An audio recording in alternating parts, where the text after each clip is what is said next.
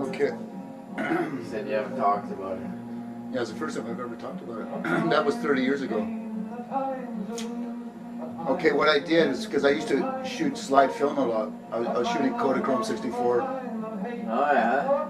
And, well, you know how small slides are, right? Yeah. And I was projecting them and stuff, and I thought, I'm going to enlarge this slide to enlarge the transparencies, right? So that's what I did. I enlarged the transparencies. Yeah. I had different sizes, but the biggest was probably like 20 by 20, or what's that? I don't know, 12 by 12? 12 by 16 or something, right? Yeah. And I said, how am I going to exhibit them? You can't. There's no projector big enough to project them, right? Yeah. And I have to exhibit them, so I'll put them. And they don't make frames that big, so I had to make my own frames, right?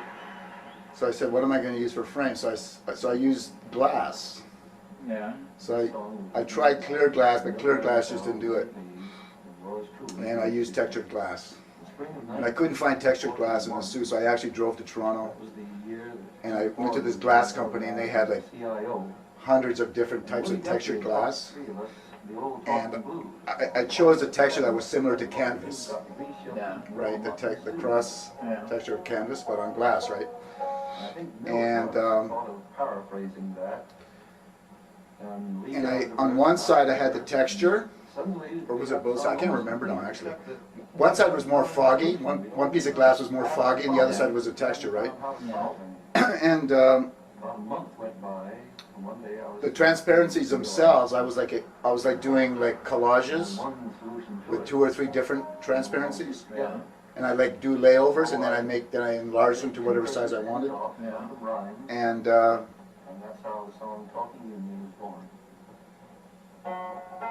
And then I put a rubber molding around the outside, like a black rubber, like it was like a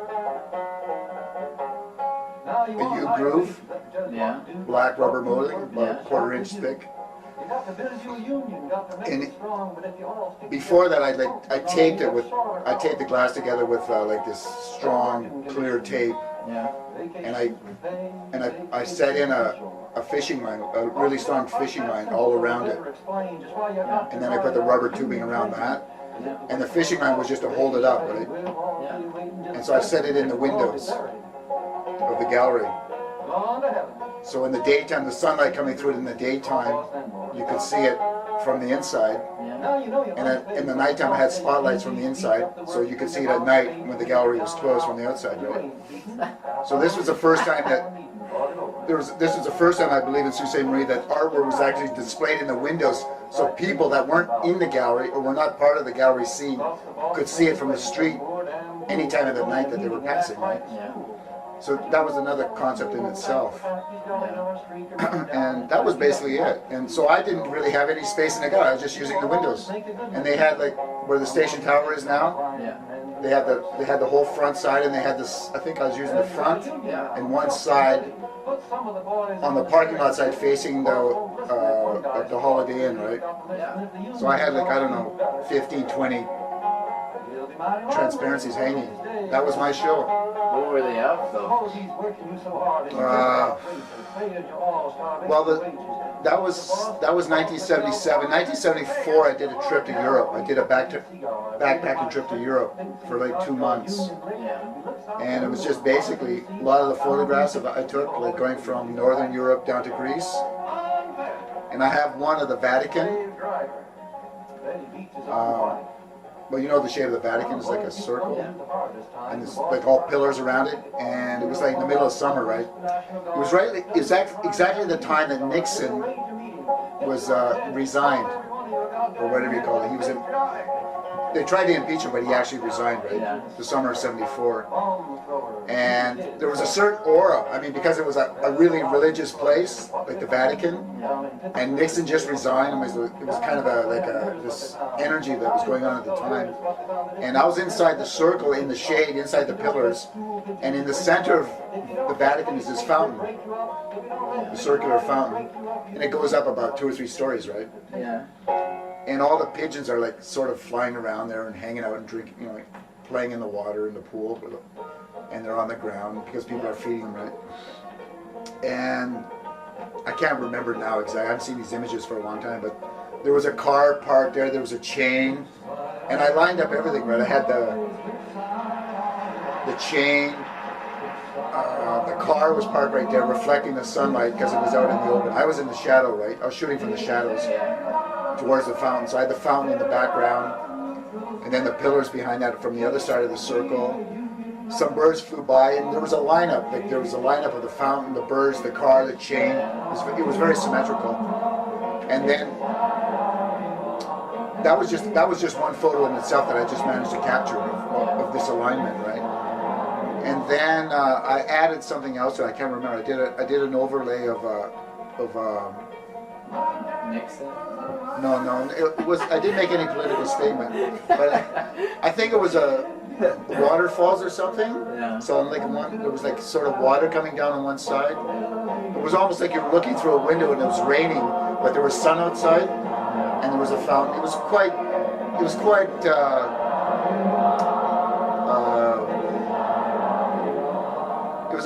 a play with light, with the water, the light, and the birds, and it looked kind of, Maxwell Parrish, the Maxwell Parrish paintings. Sort of. He does these fantasy things, but very detailed. Okay. Just like sort of paradise images of birds and beautiful temples and jungles and flowers and waterfalls and stuff like that. And he was doing this stuff like in the 40s or 50s, right? This was like before fantasy art. Now fantasy art is sort of copying Maxwell Parrish, right? It had that kind of Maxwell Parrish feel to it. And with the textured glass, it looked pretty nice, actually. And I did a series of, I think about 16 or 20, I can't remember, 16 or 20 pieces like that. That was one. The other, I had an icicle. Another one was an icicle, just taken on my parents, like from my bedroom window.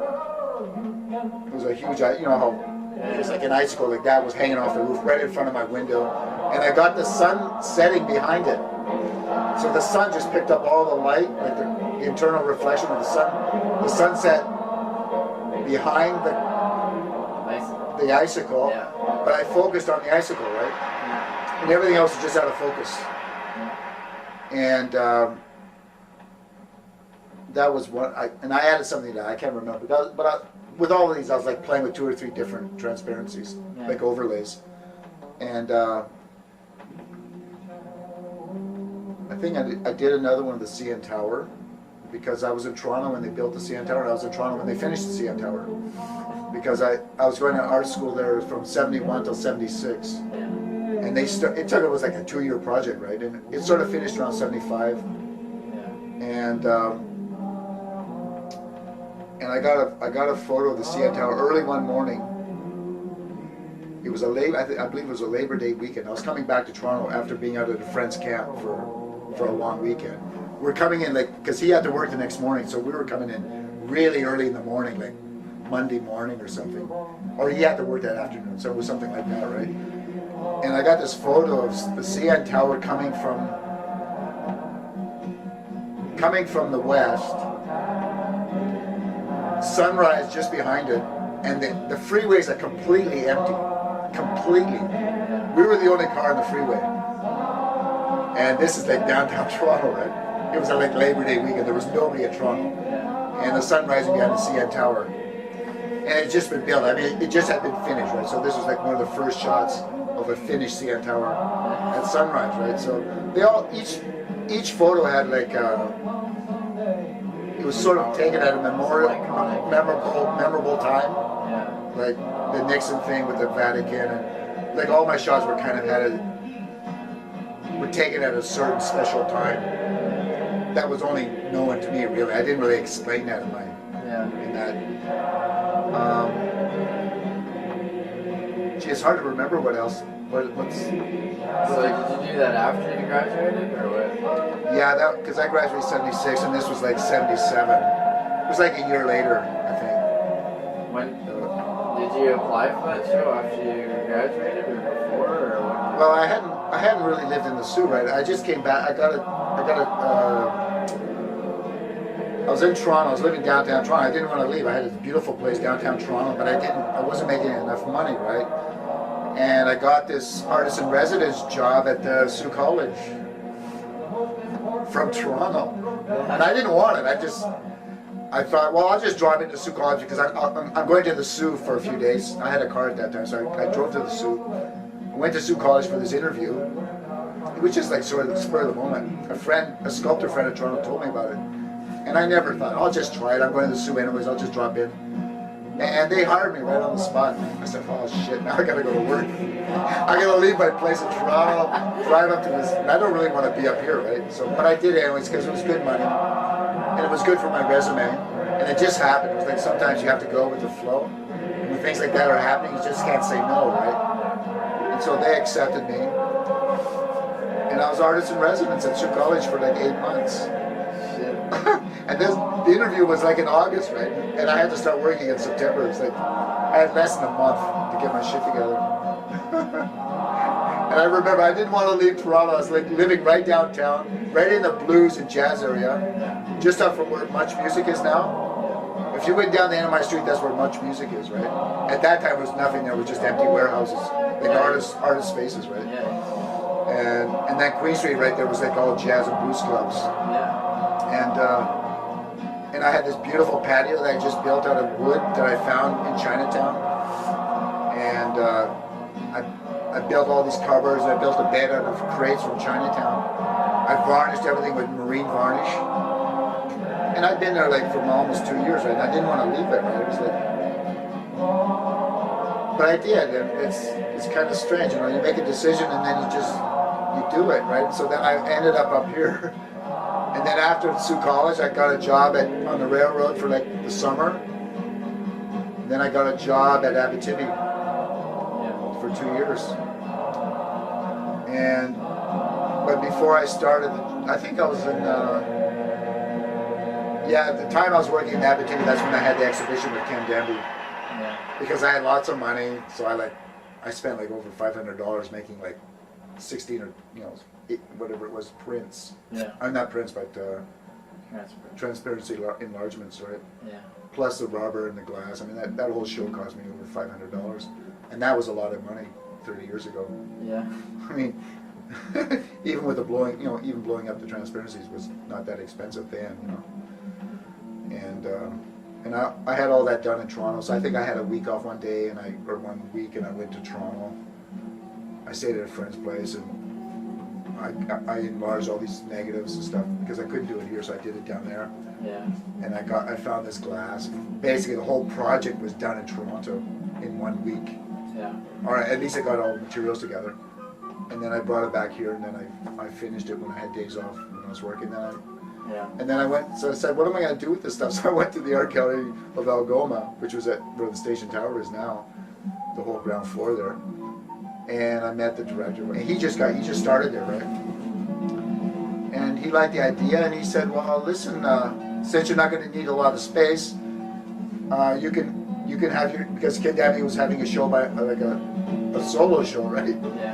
And he said, you can have a show with Ken Danby if you're not going to be using any space, if you're just going to use the window space.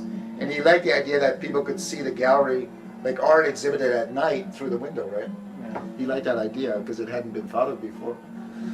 It's probably not such a new idea anymore, but at that time it was like a pretty unique idea. And so I went, we did it, it was like I got the job, artist in residence. All of a sudden I'm having a show with Ken Danby, like within a space of a few months. And that's how things happen, Like sometimes you just make a decision, you go with it, and other things happen. But that was good for my resume, a two-man show with Ken Danby. That doesn't hurt. And that was just, I didn't plan that, it just happened. It was the idea of the director, right? And that was basically it. That was basically it. Well, say out your last name, just spell it out. My last name is Symynyshyn. And it's 4 syllables, right? It's very easy. It's like Mississippi, but it's 4 syllables. 2 of the syllables are the same. Okay, so it's Sim, in, ish, in. Symynyshyn.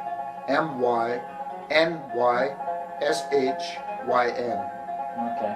Okay? I'll spell it here. In Greek letters. Because it originates in ancient, or in Byzantium, Greece, 1,000 years ago.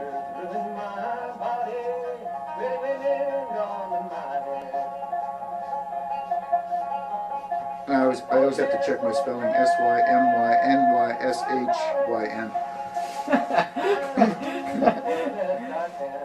Okay.